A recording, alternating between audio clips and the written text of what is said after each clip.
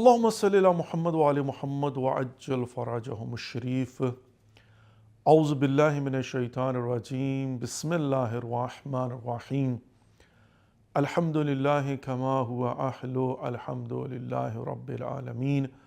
الصلاة والسلام على أشرف الأنبياء والمرسلين وعلى آل بيته الطيبين الطاهرين المعصومين المظلومين.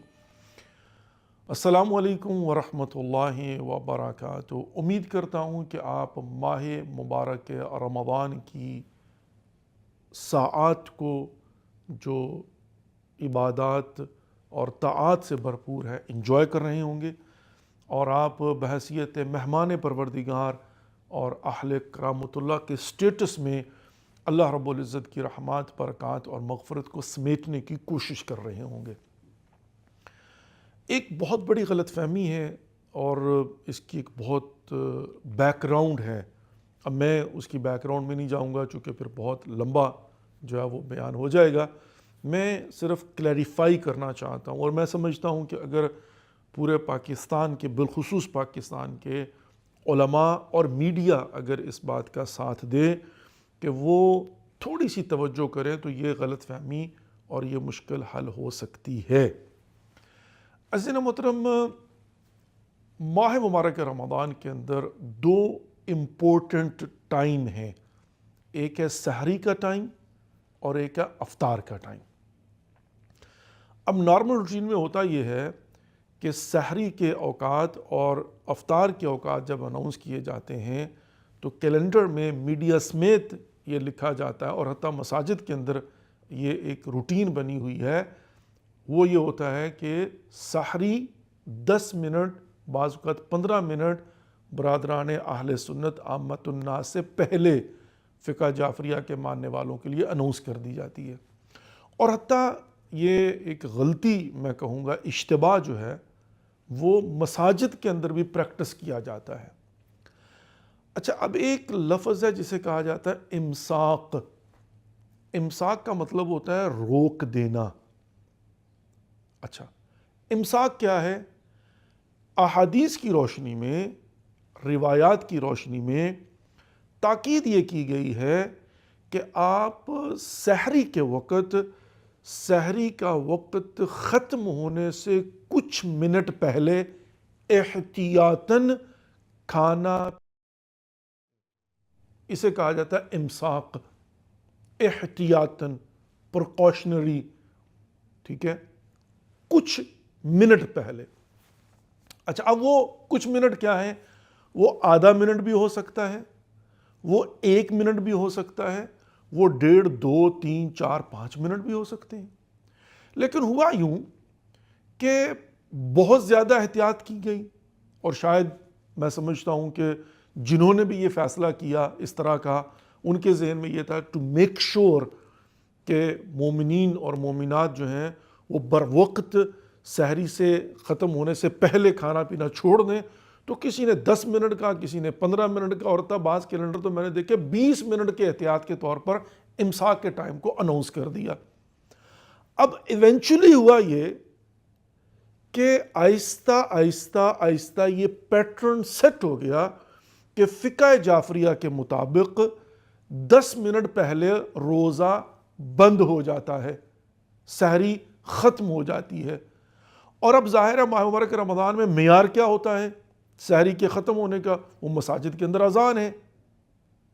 تو اب ہوا یہ کہ 10 منٹ اور 15 منٹ پہلے جو ہے نا، وہ احتیاط کے طور پر فقہ جعفریہ کے ماننے والوں نے، شیعہ اثنا عشری جو ہیں، انہوں نے اذان دینا شروع کر دی کہ جو ہی اذان ہوئی اللہ اکبر تو فوراً جو ہے نا آپ نے کھانا پینا چھوڑ دیا.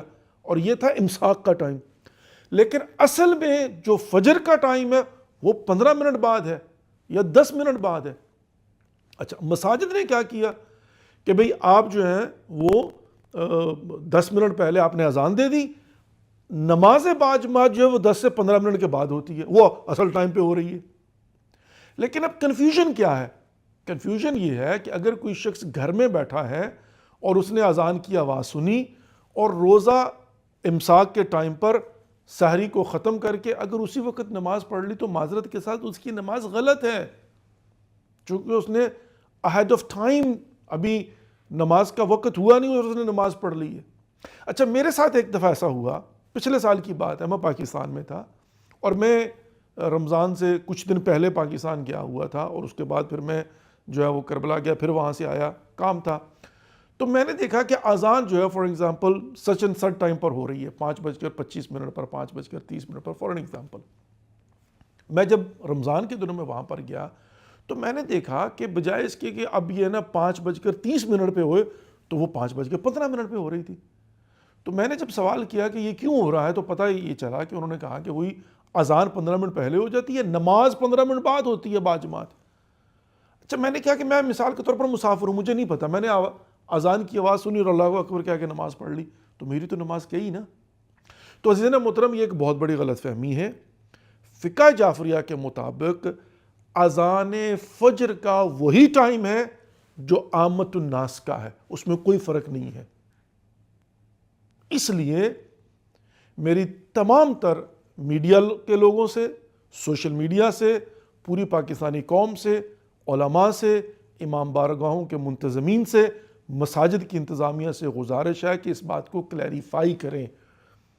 امساک کے ٹائم پر اذان دے کے بغیر بتائے، بغیر سمجھائے، یہ غلط فہمی جو ہے اس کو برقرار نہ رکھے بلکہ ختم کریں۔ اور اسی طرح سے میڈیا کو بھی چاہیے کہ وہ جب سحری کا ٹائم اناؤنس کرتا ہے تو فقہ جعفریہ کے مطابق 10 سے 15 منٹ پہلے اناؤنس نہ کرے، سیم ٹائم ہے، فقط احتیاطاً کھانے پینے کو روکنا ہے، وہ امساک ہے، وہ فجر کا ٹائم نہیں ہے۔ ہاں افطار کے وقت میں اختلاف ہے، ہم قائل ہیں غسق اللیل کے جو قرآن کی آیت ہے، اور لیل جب سورج کے غروب ہونے کے بعد وہ سرخی روشنی ختم ہو کے جب اندھیرا شروع ہو جائے، تو یہ جو سن سیٹ اور مغرب کے درمیان کا وقفہ ہے کہ جس میں سورج غروب ہو گیا، اس کا پروسیس شروع ہو گیا لیکن ابھی اس کی روشنائی باقی ہے، تو جب تک وہ ختم نہ ہو جائے تو فقہ جعفریہ کے مطابق اس وقت تک روزہ افطار نہیں کیا جا سکتا۔ اس لیے افطار کے ٹائم میں تو اختلاف صحیح ہے کہ آپ 10 منٹ 15 منٹ واٹس ایور جو ڈیوریشن ہے اس کے مطابق اپنا روزہ جو ہے وہ افطار کریں۔ اور دوسری بات یہ بھی ہے کہ فقہ جعفریہ میں اور مکتب اہل بیت کے ماننے والوں میں اور عامت الناس میں یہ فرق بھی ہے کہ عامت الناس کے لوگ جو ہے نا وہ کسی حدیث کی بنیاد پر اس بات کے قائل ہیں کہ جو ہی روزہ افطار ہو تو فوراً روزہ افطار کرنا ضروری ہے، کھانا پینا ضروری ہے، حتیٰ یہ کہ جو ہی اذان ہوتی ہے وہ پہلے کھاتے پیتے ہیں پھر جا کر نماز پڑھتے ہیں۔ ہمارے ہاں مستحب یہ ہے روایات کی روشنی میں کہ جب اذان کا ٹائم ہو جائے، روزہ افطار ہو جائے تو پہلے تسلی سے نماز پڑھو، نماز پڑھنے کے بعد روزہ افطار کرو، اور اگر لیٹ بھی ہو جاؤ تو آپ کا روزہ باطل نہیں ہوگا۔ جو ہی اذان کا ٹائم ہو گیا، مغرب کا ٹائم ہو گیا تو آٹومیٹکلی آپ کا روزہ افطار ہو گیا۔ اب افطاری کرنا الگ عمل ہے، آٹومیٹکلی روزہ ختم، اب آپ نے جو ہے وہ الگ سے افطار کرنا ہے، وہ الگ ہے، تو وہ نماز پڑھ کے بھی کر لیں تو کوئی حرج نہیں ہوتا، بلکہ افضل ہے، اس کا ثواب زیادہ ہوتا ہے۔ لیکن بہرحال ہر کسی کا اپنا ایک عقیدہ اور اس کے مطابق وہ کریں۔ لیکن یہ جو امساک والی غلط فہمی ہے، نماز فجر والی غلط فہمی ہے، میری دست بستہ گزارش ہے تمام تر منتظمین سے اور حتیٰ میڈیا سے کہ وہ ضرور اس کا خیال کریں اور فقہ جعفریہ کے مطابق سحری کا ٹائم 10 منٹ پہلے اناؤنس نہ کریں۔ اللہ رب العزت آپ کی اور ہم سب کی توفیقات خیر میں اضافہ فرمائے، آپ کو اور ہم سب کو ماہ مبارک رمضان سے بھرپور استفادہ کرنے کی توفیق نصیب فرمائے، اور آپ کو اور ہم سب کو اس لعلکم تتقون ہدف جو اللہ رب العزت نے قرار دیا ہے، طاقت تقوی کو حاصل کرنے کی توفیق نصیب فرمائے۔ والسلام علیکم ورحمۃ اللہ وبرکاتہ۔ خدا حافظ۔